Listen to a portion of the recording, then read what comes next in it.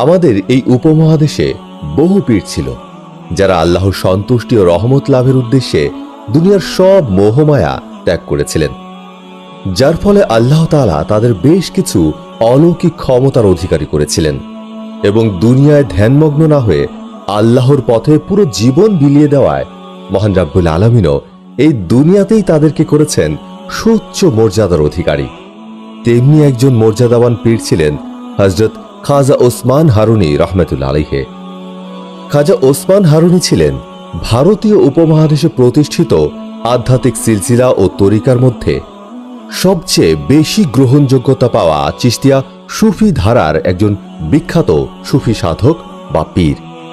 কিন্তু সিলসিলাটিকে সমাজে ব্যাপক গ্রহণযোগ্যতা দানের পেছনে মৌলিক অবদান ছিল খাজা মঈনুদ্দিন চিশতি রহমতুল্লাহ আলাইহির। ওসমান হারুনি ছিলেন তার পীর ও মুর্শিদ।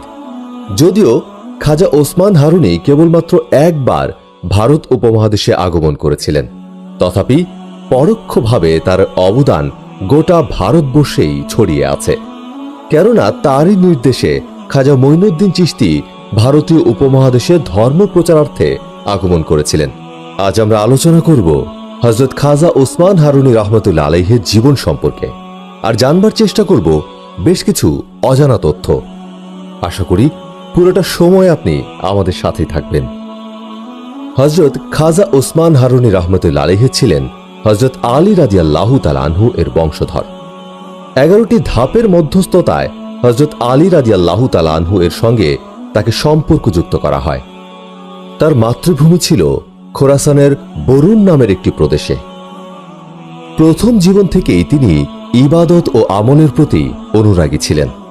তিনি মাঝে মাঝেই 9 দিনে ও 1 রাতে পবিত্র কোরআন খতম করতেন। 70 বছর পর্যন্ত কঠিন মুজাহাদা ও সাধনা করে জীবন কাটিয়েছেন তিনি। কখনো তৃপ্ত হয়ে পানাহারও করেননি তিনি। তার দোয়া সবসময় আল্লাহর দরবারে কবুল হয়ে যেত। মুখে তিনি যা বলতেন বাস্তবে তাই ঘটে যেত। তার দৃষ্টির ছিল পরশ পাথর তুল্য প্রভাব। সে দৃষ্টি যার উপর একবার পড়ত, আধ্যাত্মিকতার ধাপসমূহ অতিক্রম করে ঊর্ধ্ব মাকামে পৌঁছে যাওয়া তার পক্ষে সহজ হয়ে যেত। হযরত খাজা ওসমান হারুনি রহমতুল্লাহ আলাইহি এর পীর ও মুর্শিদ ছিলেন হাজী শরীফ জিন্দানি রহমতুল্লাহ আলাইহি। আধ্যাত্মিকতা ক্ষেত্রে তিনি তার যুগের শীর্ষ মাশায়েখদের মাঝে অতুলনীয় প্রসিদ্ধি অর্জন করেছিলেন। ওই যুগের সব আলেম ফাজেল, বিশেষত আধ্যাত্মিক ব্যক্তিত্বরা তার দিকে ধাবিত ছিলেন। হযরত খাজা ওসমান হারুনি রহমতুল্লাহ আলাইহি যখন তার খেদমতে হাজির হয়ে তার মুরিদের তালিকায় অন্তর্ভুক্ত হলেন, তখন তিনি খাজা ওসমানের প্রতি পূর্ণ অনুগ্রহের আচরণ করলেন, তাকে বায়াত করে ধন্য করলেন এবং নিজ হাতে তার গায়ে খিরকা পরিয়ে দিলেন।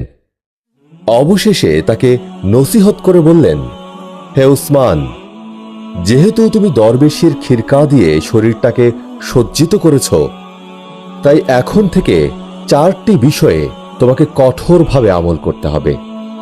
1. দুনিয়া এবং দুনিয়ার অপরিহার্য বিষয় থেকে দূরে থাকো ও সংযত থাকো। 2.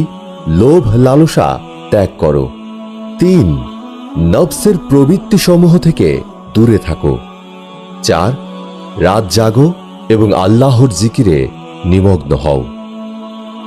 কেননা বুজুর্গদের ফরমান হলো, দরবেশির খিরকা ওই ব্যক্তি তার মাথার উপর রাখতে পারে যে আল্লাহ ব্যতীত দুনিয়ার সব জিনিসকে বর্জন করেছে। আমিও এর উপরই আমল করেছি, তুমিও এই ধারারই আনুগত্য করো। দ্বিতীয়ত সবচেয়ে গুরুত্বপূর্ণ কথা হলো, আল্লাহর সৃষ্ট জীবের সঙ্গে দয়া ও কোমলতার সঙ্গে আচরণ করো। খাজা ওসমান হারুনি রহমতুল্লাহ আলাইহি তার পীর ও মুর্শিদের এই নসিহতগুলোকে জীবনের পণ হিসেবে গ্রহণ করেন এবং নিজের গোটা জীবনকে আল্লাহর ইবাদত ও সৃষ্টির খেদমতে বিলিয়ে দেন। আর এভাবেই তিনি কৃতিত্ব ও পূর্ণতার উচ্চ শিখরে পৌঁছে যান। তাই ইতিহাসে আজ স্বর্ণাক্ষরে লেখা আছে তার নাম।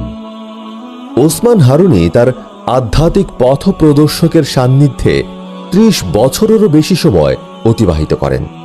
এই সময়কালে তিনি তপস্যা অনুশীলন এবং প্রার্থনায় নিযুক্ত ছিলেন।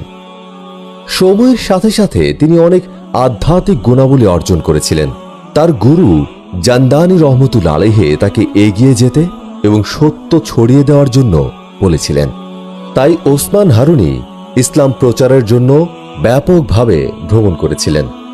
তিনি বুখারা, বাগদাদ, ফালুজা, দামেস্ক, ভারত এবং মক্কা ও মদিনা সহ অনেক দেশ ও শহর ভ্রমণ করেন। তিনি হজ পালন করেন। তিনি যেসব শহর ভ্রমণ করেছিলেন সেই সব শহরের সুফি ও দরবেশদের কাছে যেতেন। তার ভ্রমণের সময় তার সাথে থাকতেন খাজা মঈনুদ্দিন চিশতি। সুলতান ইলতামিশের শাসনামলে খাজা ওসমান হারুনি ভারত সফর করেন। ভারতের বিহার শরীফের কাছে বেলচিতে তিনি অবস্থান করেন এবং সেখানে তিনি প্রার্থনা করেন। হযরত খাজা ওসমান হারুনি রহমতুল্লাহ আলাইহি এর জীবনে বেশ কিছু অলৌকিক ঘটনার কথা জানা যায়। চলুন আমরা তার কিছু অলৌকিক ঘটনা জানি। খাজা মঈনুদ্দিন চিশতি একবার বলেন, একবার আমি খাজা ওসমান হারুনি রহমতুল্লাহ আলাইহি এর সঙ্গে সফরে ছিলাম। যখন আমরা নদীর পাড়ে এসে পৌঁছলাম তখন সেখানে কোনো নৌকা ছিল না। খাজা ওসমান হারুনি রহমতুল্লাহ আলাইহি বললেন, তুমি তোমার চোখ দুটো সামান্য সময়ের জন্য বন্ধ করে রাখো। আমি তাই করলাম। এরপর যখন চোখ খুললাম তখন আমি আমাকে এবং খাজা ওসমানকে নদীর ওপারে দেখলাম। আমি তাকে জিজ্ঞাসা করলাম, আপনি এটা কিভাবে করলেন? তিনি বললেন, 5 বার সূরা ফাতিহা পাঠ করেছি। আবার একবার এক বড় বৃদ্ধ ব্যক্তি হযরত খাজা ওসমান হারুনি রহমতুল্লাহ আলাইহি এর খেদমতে হাজির হলেন। ওই বৃদ্ধ লোকটির চেহারায় ছিল দুশ্চিন্তা, দুঃখ ও পেরেশানির স্পষ্ট ছাপ। খাজা ওসমান হারুনি রহমতুল্লাহ আলাইহি তাকে জিজ্ঞাসা করলেন, কি ব্যাপার? বৃদ্ধ লোকটি নিবেদন করল, 40 বছর ধরে আমার বড় ছেলেটি নিখোঁজ। সে বেঁচে আছে নাকি মারা গেছে তাও জানি না। আমি আপনার খেদমতে দোয়ার জন্য উপস্থিত হয়েছি। শুনেছি আপনার দোয়া সব সময় কবুল হয়।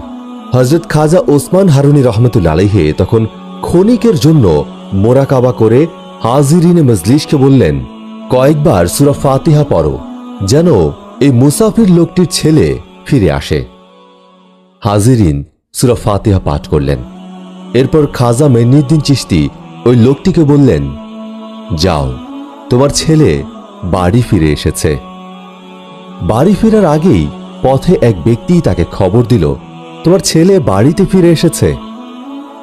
ওসমান হারুনি রহমতুল্লাহ আলাইহি 617 হিজরির 5 শাওয়াল 1220 খ্রিস্টাব্দ মৃত্যুবরণ করেন। তার ওরস প্রতি বছর শাওয়ালের 15 ও 16 তারিখে বেলচিতে অনুষ্ঠিত হয়। সমাজের প্রতিটি স্তরের এবং প্রতিটি চিন্তাধারার মানুষ তার দোয়া কামনা করেন। তার প্রকৃত সমাধি মক্কায় এবং একটি চিল্লা বা মাজার বেলচিতে রয়েছে। আজমির ও বেলচির ওসমানী চিল্লায় তার শক্তির প্রতীক এবং তার দোয়ার উৎসস্বরূপ।